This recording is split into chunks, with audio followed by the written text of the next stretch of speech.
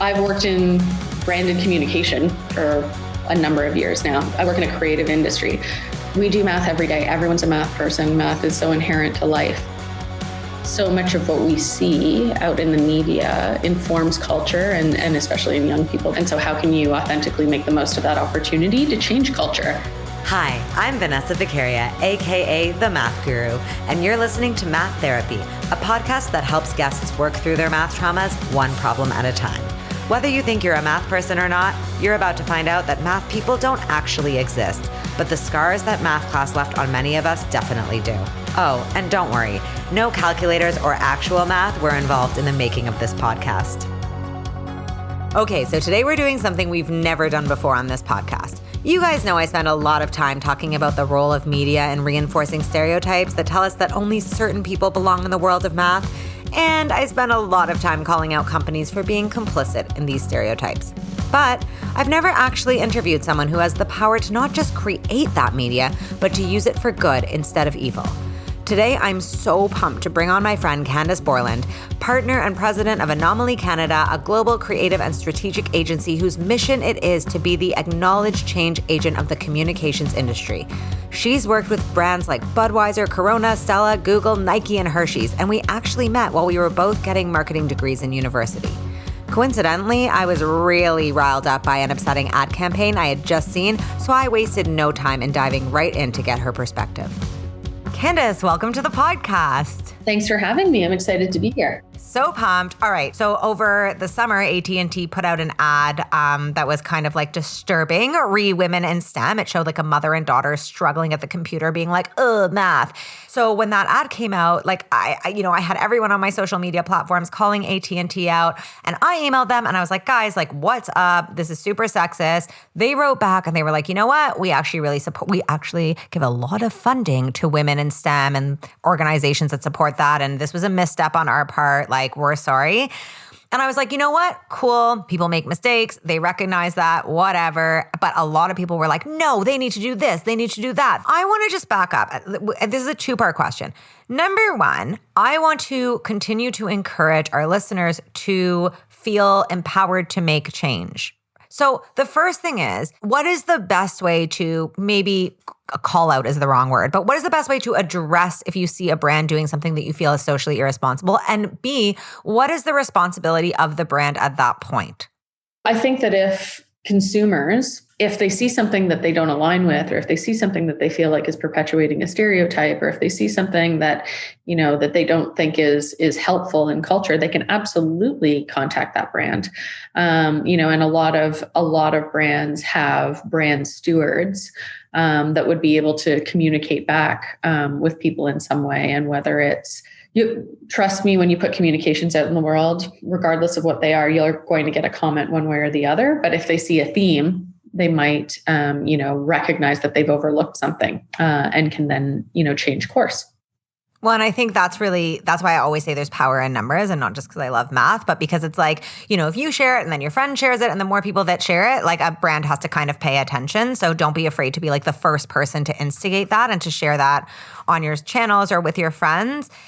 And I mean, I was going to ask, what protocols do you, your company is kind of really lucky. You're really cool and you're progressive and these issues really, really matter to you. I can imagine that a lot of advertising companies, maybe even the older school ones, are not the same. What kind of measures do you guys have at, your offices, or what kind of protocols are in place to make sure that these things aren't overlooked? And I asked because when AT&T wrote back to say, well, actually, we give X amount of dollars every year to organizations supporting women in STEM, and overlooked this, I was like, but how the fuck could you overlook this? How could you overlook the fact that you have an ad portraying two women as not knowing math if you're so supportive of women in STEM? And I found that a bit suspect. Like, I was like, what's going on behind the scenes there? I mean, I probably can't speak to what was going on in their circumstance. Sure. But going to, what do we do? And I'll say that absolutely no one's perfect. And all organizations, whether it's brands, companies, agencies, et cetera, are run by humans. And so inherently we make mistakes. But I'm not even sure that I would say we put measures in place to try to avoid that. I would say that because of our perspective and belief We as a company internally, obviously we have our own brand, and diversity, equity, and inclusion is incredibly important to us. So much of what we do internally is everything from recruitment, recruitment to our internal cultural programming is making an effort to have conversations and, educate people on other perspectives and, just cultural sensitivity, cultural awareness. Like we have, calling it a women's group feels really lame, but you know what I mean? We have like this like female programming and female group. And I truly think like that film I told you about with Bud Light, it was 2 white guys who led that project, but because they're so in on this daily conversation, about equity and inclusion from a gender perspective, from a race perspective, from a belief perspective, et cetera, they're sensitive to it. They hear it. They have a different ear. It's top of mind. And I think that that's the win, right? It's, yes, we want representation, absolutely, of all kinds of people because their perspectives are so valuable and equal opportunity. But also if we can get everyone to have this awareness of it, if we can get everyone to have this sensitivity to it and really see things from other people's perspectives, then you won't have to look for snafus as much, because everyone will just think differently. So I think it's yes, ingrained in our culture, to really learn about and be sensitive to, to other cultures and other perspectives. But then we do have, we call them cultural catalysts or cultural committees, people that we bring in specifically on different projects, to help us, where there's an opportunity to, to make sure that something is, progressive in the way it's portraying people, or, by industry, we might be looking at ensuring that there's nothing that could be offensive to, different groups of people, et cetera. So we have, and again, that doesn't make it foolproof because human. But this is kind of like how Bridgerton had a intimacy consultant on set, which is so fucking cool. How cool is that? And and it was, the whole purpose was to make sure that all the all the actors were comfortable, that no past trauma was being brought up. If they were I don't like being touched this way because it triggers this. How fucking dope is that? Wow. Shondaland. Obviously, I know. But it's that idea, right? I think that's really it. Not assuming you know everything.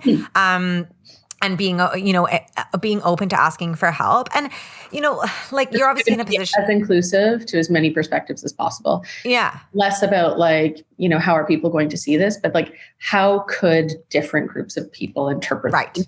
Who could this hurt? What could this perpetuate? Ask almost the question that way as much as possible. I love it. Well, so you're in a position of power. So you get to kind of be this is what we're doing at this company. What advice do you have for maybe someone young in a startup or someone who's just starting at a media agency who kind of is oh, we don't have these things here. How can they instigate change? Is there anything they can personally do to make their media landscape or the place they work for more inclusive?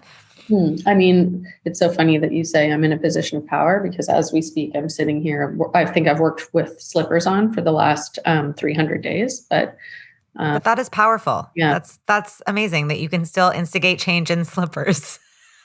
What will I do when I have to wear shoes? I don't even know.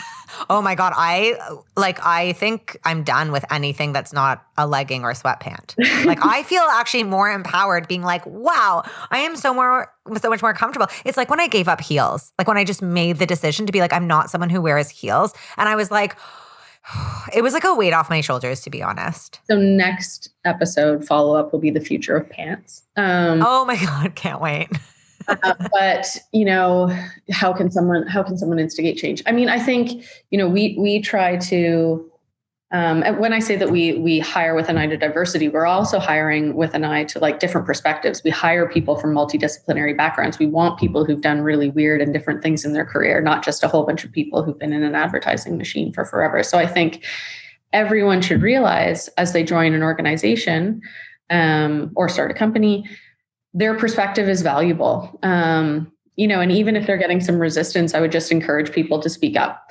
You'll feel better if you speak up and voice your opinions regardless. And then, further down the line, if you're speaking up and you realize that an organization that you're working with in no way reflects your values and opinions, I think that's something completely different. But I would say, for the most part, I'm going to assume positive intent. I do assume, and know certainly from my own experience that most leaders, most companies absolutely want to do their best by, the world at large and by the people within their organization. And, no one's perfect and no one can know everything. And we value those different perspectives. So I love it when people bring me ideas, bring me something that we can do better, et cetera. So for people joining companies, I'd say, just raise your hand, speak up, give your opinion.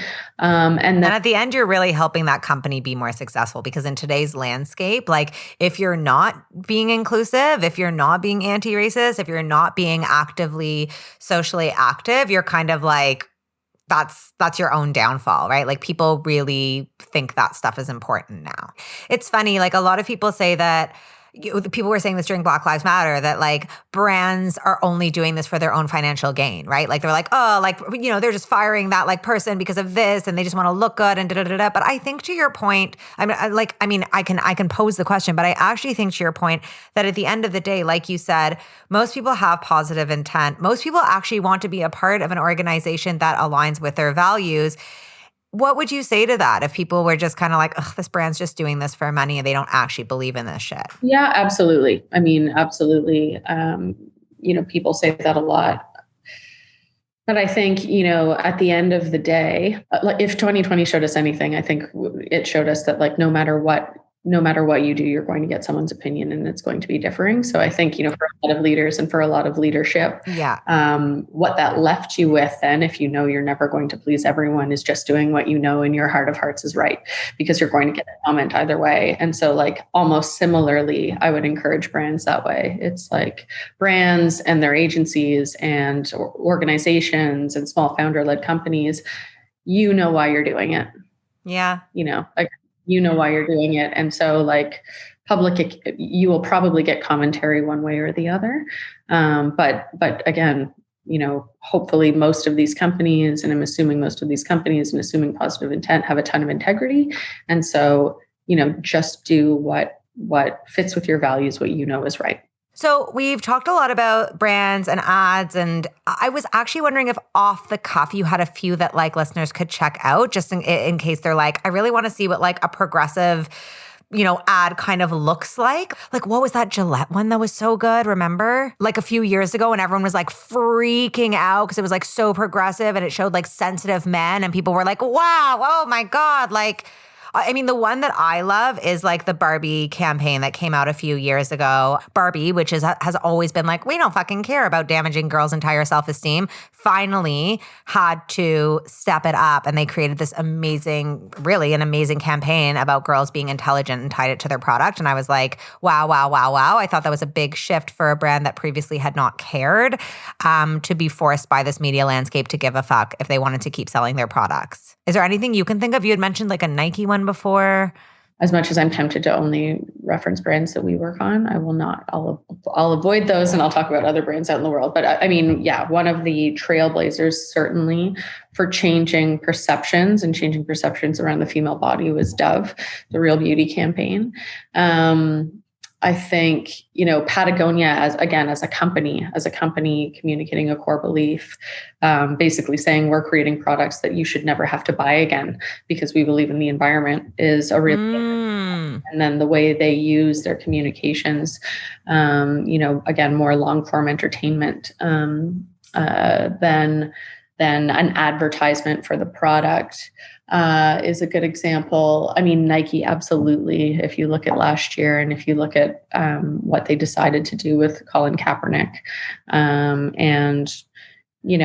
that was, I think that's a big part of it, right? And, you and I have talked about this off the record, how no matter what you do, there will be opinions. And so what I mean by that is whatever stance you take or your brand POV is, in today's world, and I think we've really experienced that people have differing opinions and they're passionate about them, it will and can be polarizing to a certain percentage of people. So what you are left with then is just to be authentically who you are and communicate what you stand for. So I think something like the Kaepernick campaign is amazing. What Nike has done over the years, for women was fantastic. And like I will talk about we worked with Nike for a number of years here in Canada, and even campaigns they ran around the hijabi ballers here in Toronto. And then the products that they created to, enable those women to play sports kitted out in Nike gear. Oh, I'm getting like goosebumps because it is amazing to think that like people are always like, oh, capitalism gross, but it's like you can create a brand with a conscience and make such amazing change in the world because of how much power you have. Like it's so crazy. Okay, so before we get to our final two questions, if you had to make recommendations to anyone making ads or any media about STEM, specifically about girls or women in STEM, would you have any recommendations? I think my recommendations are kind of in line with the conversation we've been having to date, which is just, I think as global citizens, we can recognize where maybe there are stereotypes being perpetuated or there's an opportunity to make change. And if you look at entertainment media, we're seeing the power of like even one film like Jingle Jangle. Is that the right? Yes, great call out. Great work. The opportunity to change perception. So I think, my only recommendation would be to like eyes wide open, have an awareness of those types of things and ask how, if you're going to be communicating about women in STEM, yes, there can be a downside, but there's also an opportunity. And so how can you authentically make the most of that opportunity to change culture and change beliefs? Because so much of what we see out in the media informs culture and certainly is, and especially in young people programs, the subconscious. Yeah. Okay. Final two questions that I ask every guest. Number one, what would you say to someone who doesn't think they're a math person? Interesting. So I've worked in branded communication for a number of years now. I wouldn't consider that. I work in a creative industry. We do math every day. Everyone's a math person. Math is so inherent to life. I just wouldn't label yourself. Love. Why are we putting labels on? Just get comfortable with it. It's such a part of everyday life. I bet you, if you wear a Fitbit, you're engaging with math. Surprise. So I would just say, facts. Don't speak that over yourself. I love it. Okay. And lastly, if there was one thing you could change about the way math is taught in school, do you have anything? Oh, wow. The face. She's making a face, guys. She has a lot of things. She has a long list. I think what could be interesting is certainly when I was going through school, everything was like this separate subject. Right. It's like the history and then there's science and then there's math and then there's et cetera, et cetera. But I think, like we were just talking about, math is integrated in so much of what we do. And so maybe taking a much more comprehensive and integrated approach to math would make it feel far less dry and intimidating if we realized absolutely every way that we use math. I have really great friends that own amazing fashion brands. And guess what they're doing all day? Math. It's so true. Math is design bridal dresses. So I think that there's just so many different ways to show how it's integrated in all of everyday life and how important it is. I love it. And you know what? There was this whole trend actually a few years ago where people were like, yeah, interdisciplinary, we should have math. In geography, you can be discussing how far places are in kilometers and miles, and it kind of just fizzled off. And I think everyone was just like, no. So I think that's a really, really good point because math is obviously often isolated into its own room where you're like, I only do math in this room. And if I don't want to sit in this room for the rest of my life, I don't need to know math. So, or even if we're learning it on its own, giving young people an awareness of everywhere that it's going to appear. And so why you need to use these or learn these tools. Yeah. Why don't they have fashion designers come in and speak to math class? I know. Well, Candace, this has been amazing. You've given us so much to think about. I think this is a really, really great, it's been such a great conversation and way to shed light on all the ways that media pervades our life. And more importantly, why that matters and why we need to start changing it. And, you know, the power that media has is often the most influential force on young people, especially. And if we want to change math culture, that is a really, really big area that change needs to happen. So thank you for sharing so much with us. It was a pleasure having you, and I'll talk to you soon. Amazing. Thanks. This is fun. There you have it, right from the president of one of North America's largest creative agencies. You can make a difference. Speak up. Use your voice. We need you. You can find out more about what Anomaly does at anomaly.com. If something in this episode inspired you, please tweet us at Math Therapy, and you can also follow me personally at The Math Guru on Instagram or Twitter. Math Therapy is hosted by me, Vanessa Vicaria, produced by Sabina Wex, and edited by David Kochberg. Our theme song is Waves by Goodnight Sunrise, which is actually my band. If you know someone who needs math therapy or needs to hear someone else getting math therapy, please share this podcast and rate or review it on whatever podcast app you use. Those things actually make such a big difference. I am determined to change the culture surrounding math and to give math like a massive makeover, and I truly need your help. So spread the word. That's all for this week. Stay tuned for our next episode out next Thursday. That's a good list. That's a good start. Examples. Yeah. Okay. A brand just doing progressive things with, like, you know, their ethos and who they are, starting with their product. There's a vacuum outside. It happened today at 11. Okay. I was like, what is that? Okay, we only have 2 final questions left anyways. Is that going to be temporary then? Wait, it's gone. No, it's there. He's moving down the hall, but he's still